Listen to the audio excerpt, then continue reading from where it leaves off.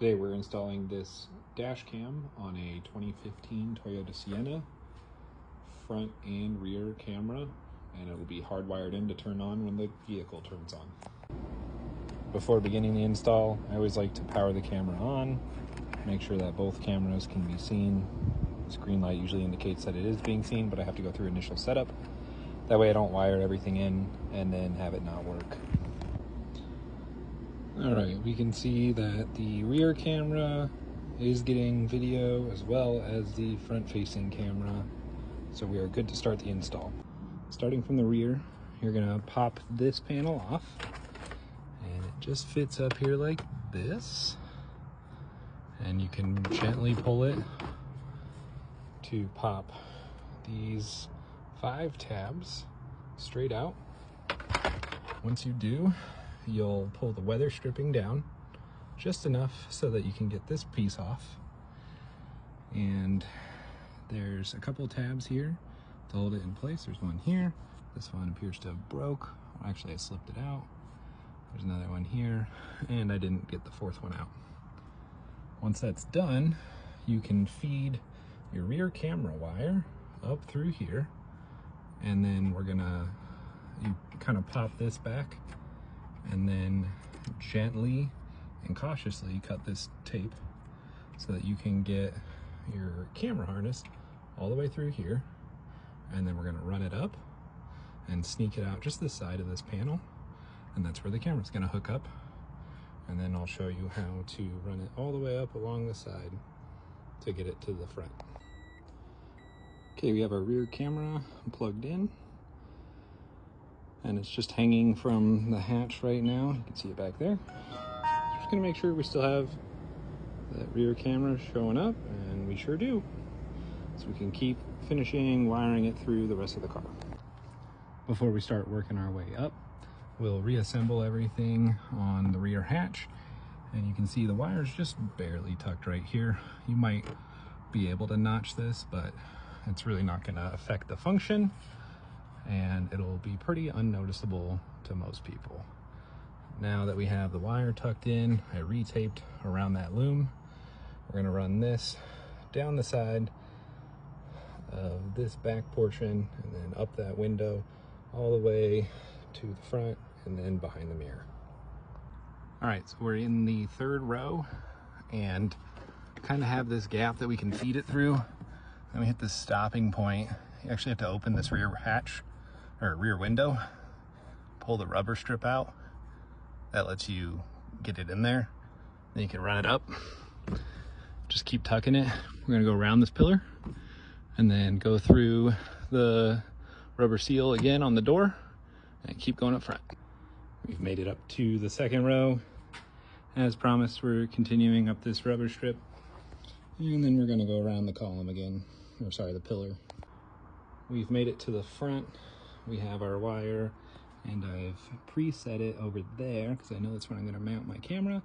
And then I ran the wire back to tuck it in to see how much excess I would have. And you can see I have a lot. This can run kind of up here.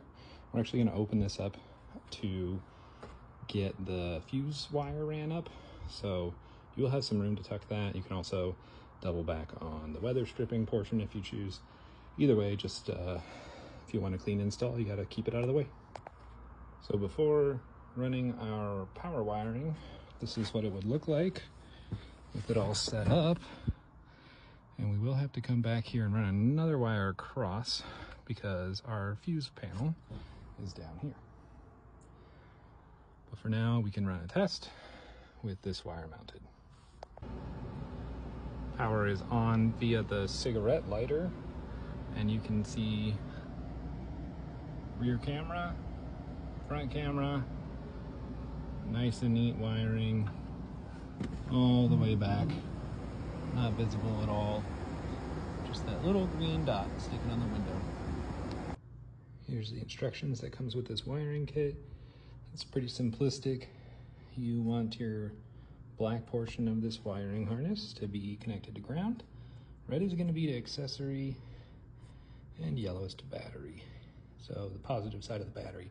Basically, you want this in an always on fuse, and you want this one to only come on when there's an accessory, like when you're in the accessory position with the key. And that makes sure that when you power your car on, your camera comes on, but it also allows you to make sure that if you have like a parking mode, that the camera will stay on with power at that time. On the Sienna, the fuse panel is located right there, and that's where we'll tap in with our kit. Here's our fuse label. We're gonna look for one that is on regardless of whether or not the car is running, and another one that's on when the car is running. For example, the cigarette lighter that we've been using to power our camera is currently off because the vehicle's off, and we'll need to find something else that has power all the time that we're comfortable with tapping into, because there are some things that most people don't want to tap into, like ignition, to make sure that they're not getting themselves stranded if they don't do something correctly. Additionally, there are some extra fuses here. This is a base model Sienna. You can see there's a sunroof, 30 amp, no sunroof. So let's find the fuse that we need. We've got a power probe. I think that's what it's called. I think it's actually, no, it's just a circuit tester.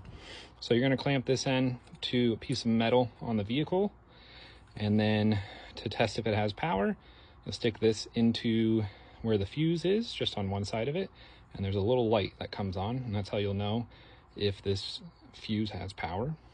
And if it does, while the vehicle's off, we can use that one.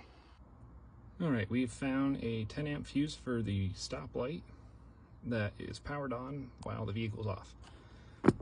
So we will use our kit to tap into that, and then use the cigarette lighter fuse as well for the accessory power. We've pulled up this paneling here. We're gonna use this as our ground screw. And then we have this portion going to the cigarette lighter, and this portion going to the stoplight. And then this will get ran all the way up to the area where we're gonna mount our camera. Wiring's all finished up. We have our camera hanging here ready to be mounted. And in order to tuck the wires in easily, you'll want to remove this cover. It snaps off of the visor, 2 Phillips head, and then there's a clip right here, just pull straight down, and a torque screw that holds this clip for the visor. Both of those will allow the headliner to separate more, so you can tuck the wires up in nice and neat, and then you can position your camera accordingly. Once you're done, plug everything in and test. Everything is finished up except for mounting it to this plastic that you can barely see on the window.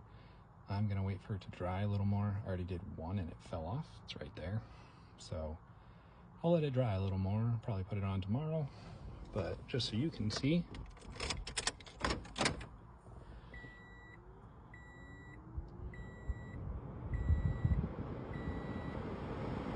There's the camera coming on, and you should be able to see